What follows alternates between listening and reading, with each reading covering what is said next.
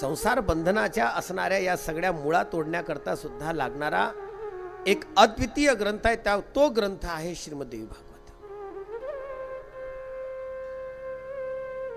तू म्हणाल का हो श्रीमद भागवत नाही का?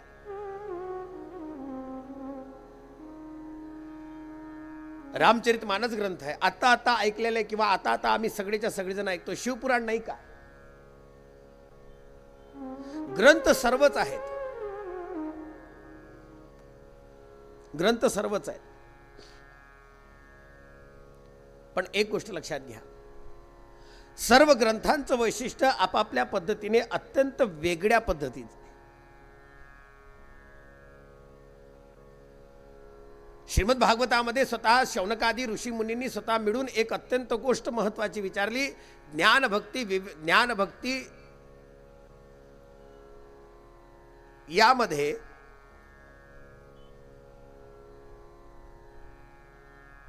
भक्ती ज्ञान विराग आपतो विवेको वर्धते महान.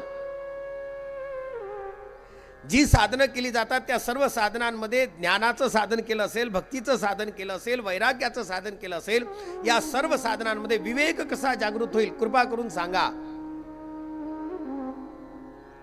साधनांमध्ये विवेक जागृत होणं हा भागवताच्या माध्यमातून येणारा एक विषय आहे. 7 दिवसाच्या आतमध्ये स्वतः मनुष्य जीवन मुक्त कसं होईल,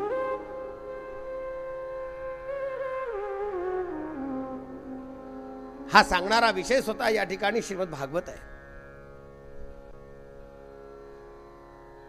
ज्या 7 दिवसांमध्ये स्वतः मनुष्य जीवनाला मुक्ती प्राप्त करायचे, त्या 7 दिवसाच्या काळामध्ये, त्या जीवन काळामध्ये मनुष्य जीवनाचा स्वतः सगळ्याच्या सगळा व्यवहार कसा करायचा आहे हे सांगण्याकरता रामकथा.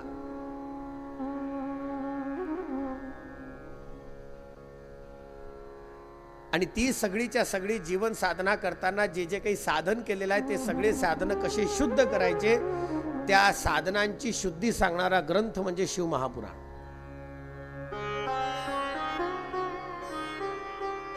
पण का हो,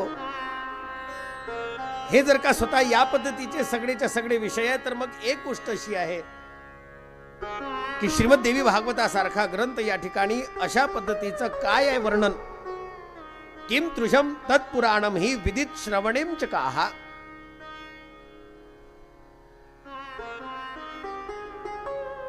या ग्रंथाचं श्रवण करताना लागणारे सगळेच्या सगळं साधन किंवा हा ग्रंथ श्रवण करताना स्वतः असं काय वैशिष्ट्य आहे की हा ग्रंथ श्रवण केला पाहिजे किंवा या ग्रंथाची आवश्यकता आहे. काय कारण आहे?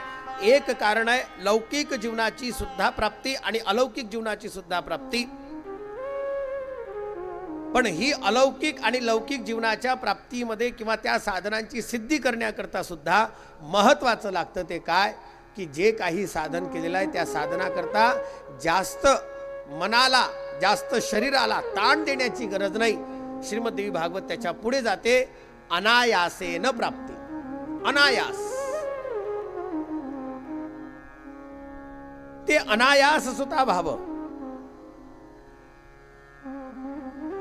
आणि एवढंच नाही, शौनकांनी जे काही प्रश्न विचारले, ऋषींनी जे काही प्रश्न केले, त्या सगळ्या प्रश्नांमध्ये अत्यंत सुंदर अशा पद्धतीचा प्रश्न असा आहे की महाराज, यावन्न परशु प्राप्तो,